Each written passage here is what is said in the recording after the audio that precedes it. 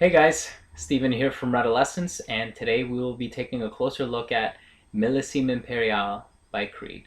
So for starters, I feel like I have to get this off my chest. I have to say this, and I deem it important to say this because I don't want people to think that this is going to be a biased review. Millesime Imperial is undoubtedly, without question, one of my favorite fragrances to date. I mean, I will always have a bottle of this in my collection, in my arsenal, so to speak, and I will continue to buy this as long as I keep running out of it. I will always restock. So with that being said, I want people to know that I'm still going to subject this fragrance to the same amount of scrutiny that I do all of the other fragrances that I've reviewed and the fragrances that I will review in the future. But definitely this is absolutely one of my favorite fragrances, and when it comes down to the rating, you'll find out why. So now for a little brief history of Creed.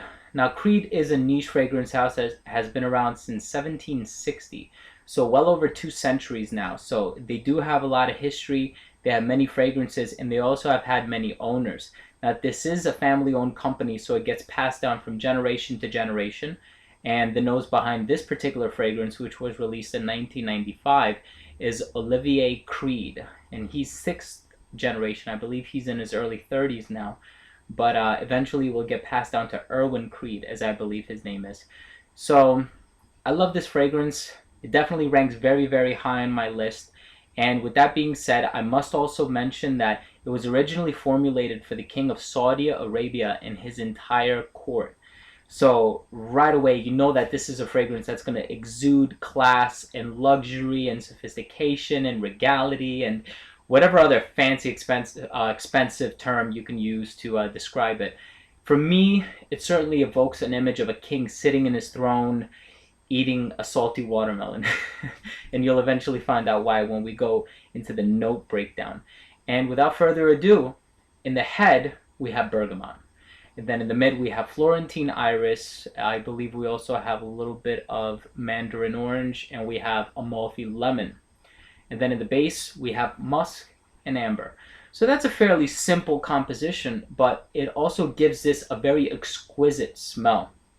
And I'll get a little bit into that as well when we talk about the rating for this fragrance. Now, this has a blast of citrus in it. That's the first thing that I noticed about it. And as I was explaining the notes to you or reading the notes to you, that's probably what you're getting out of it as well. Now, that could be a good thing, but I think that could also be a very bad thing.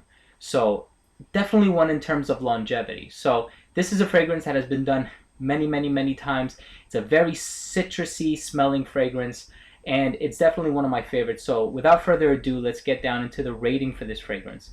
For uniqueness, I ended up giving this fragrance an 8 out of 10. It did not earn a perfect mark. It fell 2 points shy. Reason being that it has a salt in it. That's the first thing you'll notice about this fragrance. Although it's not listed in the ingredients, you do smell the sea salt in this fragrance. It's almost like an ocean breeze wafting in your direction. It's very, very strong, very prominent. But it's something that has been done before many, many times in Acqua di Gio by Giorgio Armani or Davidoff's Cool Water. The one thing that I found very unique about this fragrance is that although the salt note has been done before many times, I've never seen it paired up with a fruity accord. And that's what you get in this composition predominantly. You get a lot of fruit notes. Many people have classified it as a watermelon-y smelling fragrance. Now, I guess when I think hard enough about it, and when I think about a watermelon while I'm smelling it, I can almost picture there being a watermelon in this fragrance, maybe like a few oils of watermelon. But at the same time, it does smell much more citrusy to me than it does a watermelon. But it's definitely fruity, and I want people to acknowledge that. But it's a very unique smelling fragrance, and it earned a high mark because the notes are very fresh. Now, I don't mean fresh in terms of the iris in the mid, because that is going to give it a fresh feeling. It's going to make it smell like a bar of soap. It's going to make it smell very clean. But I mean fresh because of the citrus notes. And you know that Creed uses fresh ingredients because they manufacture their products by weight. So even if you've been wearing this bottle for the past year and you go to a Creed boutique and you're planning on buying a different fragrance, try their new batch, I should say, of Millesime Imperial. Because even though you're familiar with this particular fragrance, the new batch might smell a little bit different. There's still going to be that underlying characteristic in this fragrance where you smell it and you go, that's definitely MI. but it will smell a little bit different because, like I said, they do everything by weight. So that's definitely one thing that I want to point out there. Now, in terms of longevity, this is where it didn't fare so well in the ranking. I actually ended up giving this fragrance a 6 out of 10. Why? Because, like I said, you get that blast of orange, and that could be a very, very good thing. Blast of citrus, I mean, and that could be a good thing. But in this case, I think it was a very bad thing. On my skin, it lasted about 3 hours. After that, you really do have to bring your hand up to your nose in order to, you know, in order to notice that there's anything there, that you sprayed a fragrance there in the first place. And now that really upsets me because this is an eau de parfum, so it's a higher concentration of aromatic oils, but they all serve as either head or heart notes. So right away they evaporate, and what you're left with is that very sweet, because of the amber, but it's that very sweet musk amber breakdown, that dry down, and it smells very, very nice. But 3 hours for, you know, a $285 fragrance, if you're going with the 4 ounces, 120 mils, that's not that great. So I ended up giving this one a 6 out of 10. Now for projection, despite the low mark that it got for longevity, I ended up giving this one a 9 out of 10, just because when it does have that citrus and when it's noticeable, it's noticeable. People are going to smell it on you. They're going to ask you, you're going to have people asking you left and right what it is you're wearing.